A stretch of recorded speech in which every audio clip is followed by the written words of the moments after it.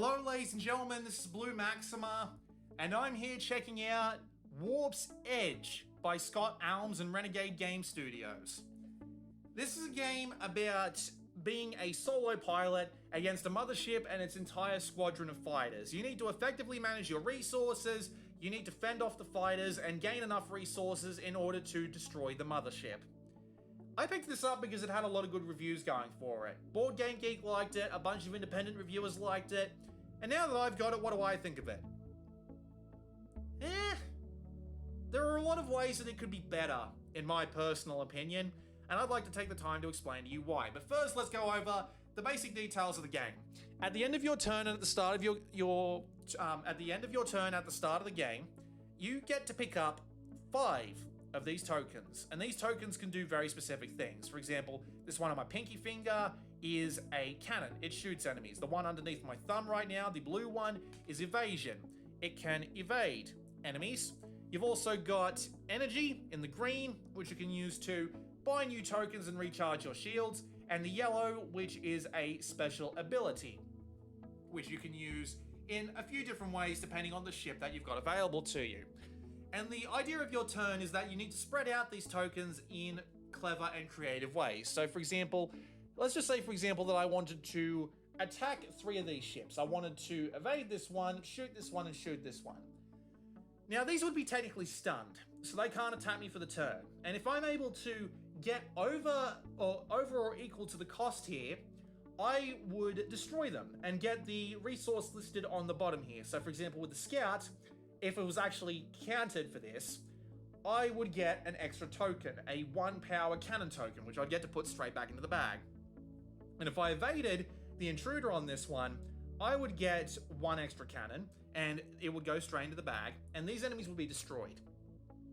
So I wouldn't have to worry about them. But right now they're just stunned. And once I have effectively used all of my tokens, it moves on to the enemy attacks, where any uncovered damage is done to me, and any abilities that are left unstunned are done to me.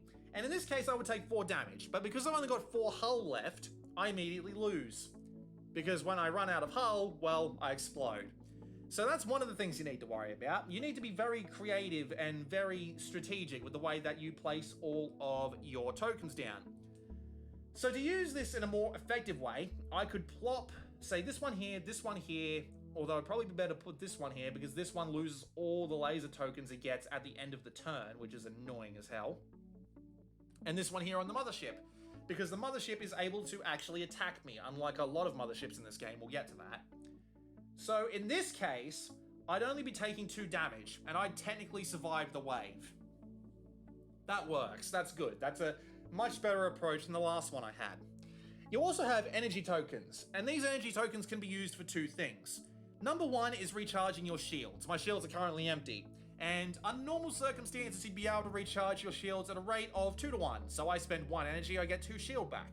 Easy enough, but in this case this mothership is actually blocking that because it requires me to spend 1 to 1, otherwise because of this ability. If I managed to evade or shoot that ability, I'd be able to actually do it 2 to 1, but it's not worth it at this point, so I decided not to. Or you can use it to buy more tokens from the supply up here, whether it be more powerful attacks, more energy, more evasions, or one of the 5 unique powers available to this one ship. The Artemis has 5 abilities here, so just to give you an idea of what we're going on about here, these are all the unique ones. The Artemis has Photon Blast, Overdrive, Warp Ahead, Enhance, and Retrofit. So it's basically 2 lasers against 2 targets, 1 evade against both targets, draw 3 tokens from the bag and add them straight to my pool of usable tokens, enhance either my energy or my laser tokens into the next tier for free, or I can automatically activate a skill card without having to pay its cost. All of which are relatively useful. The Artemis is the sort of middle-of-the-road ship. And so you can use them to buy these tokens, which will go straight into the bag, and then they'll be available to you on your next set of turns. You can also use them to sometimes activate skill cards. So let's just say, for example, I wanted to activate Cleanerbot Steve. I put this 2 token on him, and then he's activated. Now, at any time during this warp, I can choose to use the skill by turning it. So I can then do the effect listed, and then it's out for the rest of the warp. Easy enough, right? And so the strategy is a bit of resource management. What tokens do I need to get? What tokens do I need to use to keep myself alive? How do I avoid damage as much as possible? Because damage is actually a massive problem in this game, and I'd like to demonstrate why. So once all your tokens are down, you move on to the enemy attacks. And if you get damage to the hull, which happens after you lose all your shields, that's fine. You just lose hull. But if your shields get hit, you lose tokens that have been discarded from the supply. So let's just say, for example, I used all 4 of these tokens and these are now in the discard. Since I take 2 damage, I now have to remove 2 of these from the game permanently. Now, under normal circumstances, this would actually be alright, because being able to draw my better tokens from here and like actively choosing to get hit and losing some of these resources might actually be useful to me in any other game. But in Warp's Edge, the timing just doesn't work out very well for it, because you see, at the end of your turn when you draw up your 5 tokens, if you don't have 5 tokens to draw, you just end up needing to move on to the next warp, which means all of these enemies go back into the deck. I'll explain how that works a bit later. All of the damage that's been done to them doesn't happen. All of the stuff that you spent on skills goes back in, all of your discards go back in, and everything that's still in your pool goes back in, although you don't really want to do that because you can hold stuff between turns and warps, but the hold size is very limited and you need to be very strategic about how you use it. So it all goes back into the bag, and then you need to go again. But on every ship, except for one, you have a time limit of 4 warps. Except for the Revenant, which has a 3 warp time limit, and then it turns into a Gundam, and it's like, okay, I've only got 1 warp to get rid of this bloody thing. Right?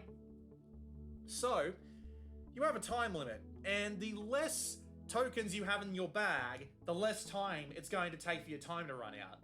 Which makes it kind of annoying, because I could see this being a really clever, interesting, like, strategy work, and, like, if I willingly take these hits, can I lose something that will make me more effective in the future? But no, there's nothing like that. It's really just, you're gonna lose stuff, you might as well try and not get hit in the first place, which is a shame, because I feel like there's plenty of room for strategy in there. And as a result, it just feels kinda, it's just there. It's a shame, because I just knock. I feel like there's room for strategy there that just wasn't taken advantage of, which is a shame, because I would have liked to have seen it. But anyway, I actually really like the way that they handle enemies in this game, but at the same time, it also comes back to haunt the game in a way or two. So, just to tell you how the enemy deck is assembled, if we take the Hydra and have a look in the top left here, you'll see the deck setup, if the focus ever works. Thank you. So you can see there that it requires 4 yellow, 4 orange, and 4 red in that very specific order.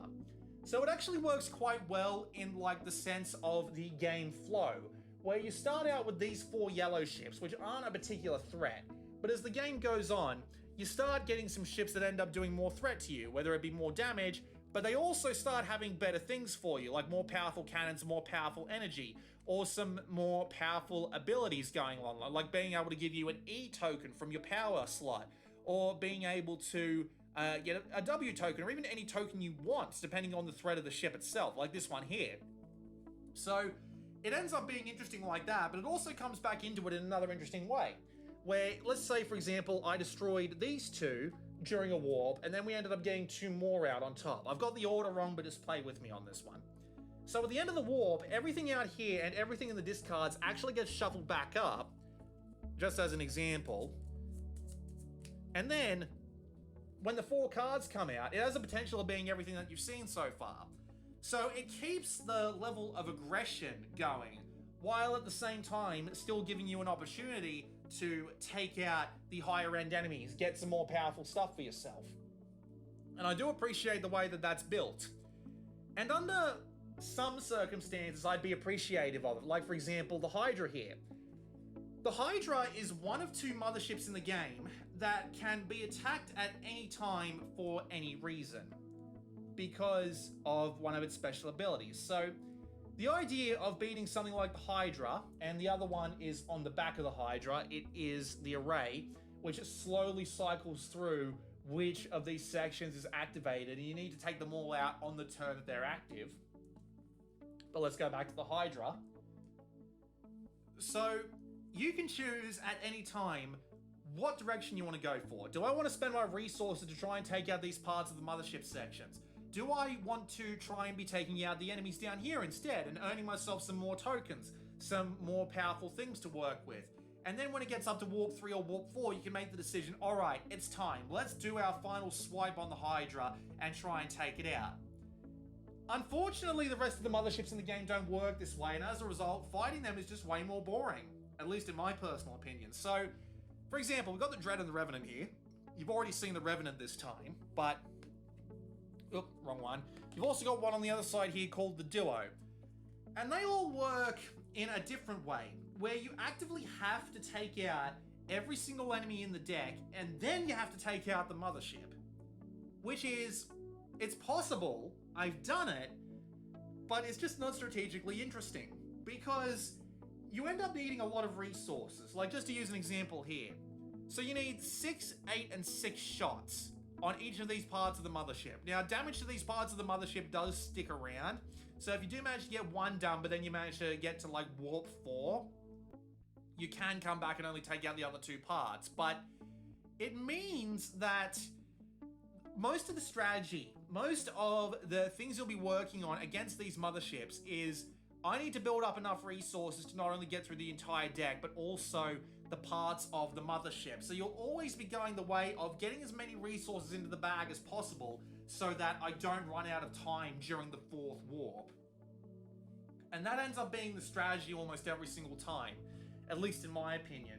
And it's worse for the Revenant, which is arguably the hardest one in the game, because not only do you need 14 overall in order to actually get this thing to its second stage, you then also need to get 6 evades in, which takes an absolute ton of energy and a ton of time to get, and not to mention you need to beat an entire enemy deck both times. So it ends up being just a bit more of a laser-focused strategy where you always have to go for as many of those things as possible, and sometimes the way the deck comes up just doesn't allow for it. So the nice thing about this deck is that you actually build it from a bigger pool. So you've got like 9 of each type of ship, right? Yellow, orange, and red. And that means that you're going to be seeing a different setup of enemies pretty much every single time, but it can also come back to haunt you, where you might have to take on, say, these 3 ships, for example, and due to whatever tokens you've drawn from the bag, you might only be able to, like, take these 2 out by assaulting them directly with cannons, and then take this one out by evading it. And that means that you'll have to draw 3 more tokens from the bag.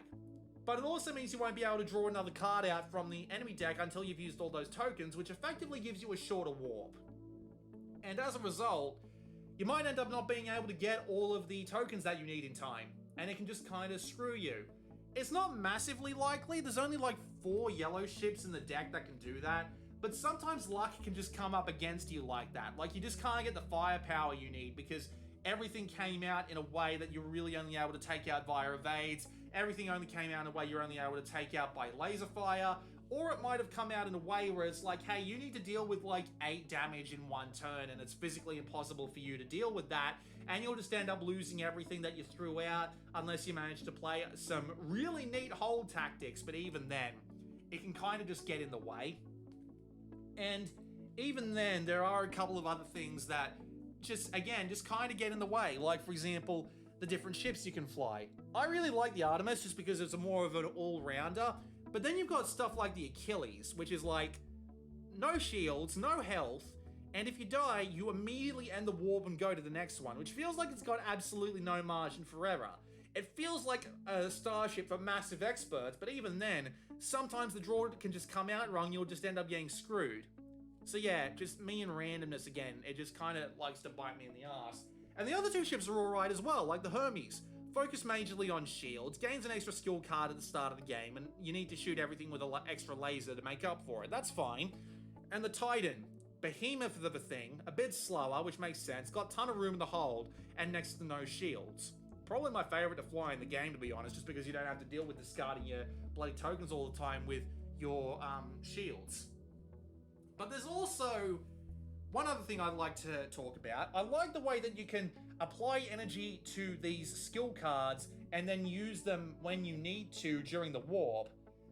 But sometimes they just end up being completely useless. So I'd like to give you a couple of examples, if you don't mind. I just need to find two very specific ones.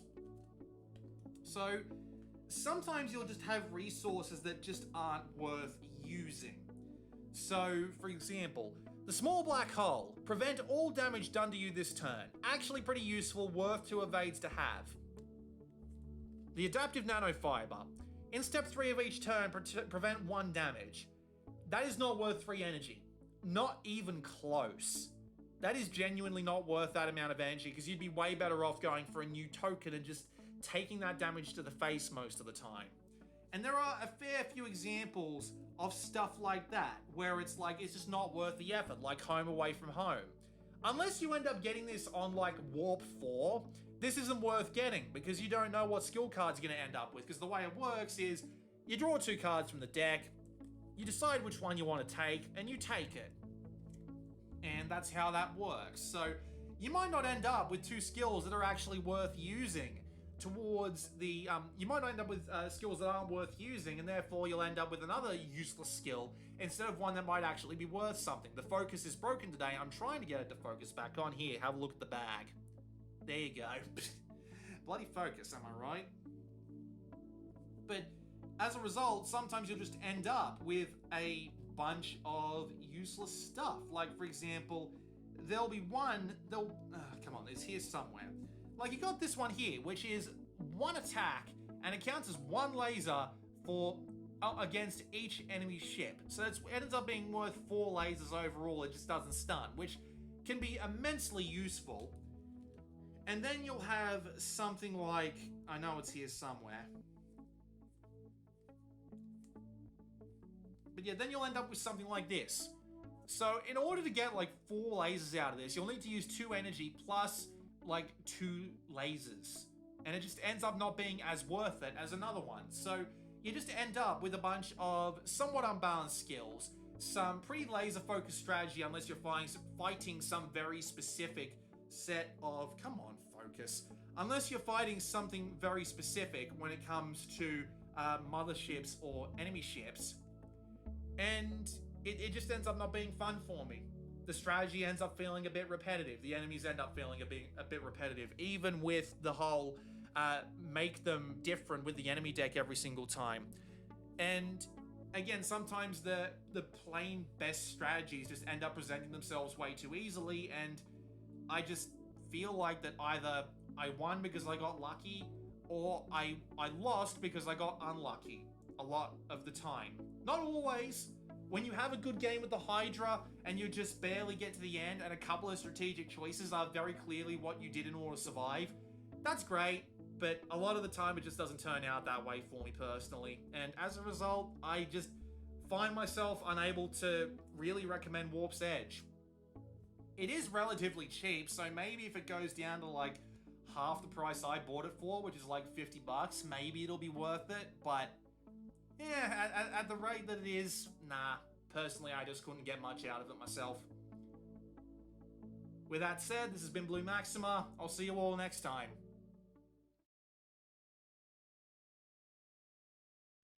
Just a quick little postscript about the way that this box is packed. I'm using my phone's microphone for this one, so it's going to sound a bit worse, but it actually packs away quite well. So you've got your enemy cards on the left, your skill cards on the right, your individual like power tokens down here, your tokens for matching things like what warp it is, the player shields and the thing, the explosion tokens, the starter tokens, and then you can put like say your player boards here, your motherships here.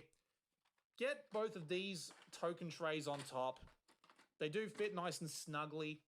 Then you just put your shields on like this, so that that's the wrong one. I always forget which one does which. Then you can put your shields on like that. Where's the other one? Can't bloody see it. There it is. Shields on like that. Manuals. Bag.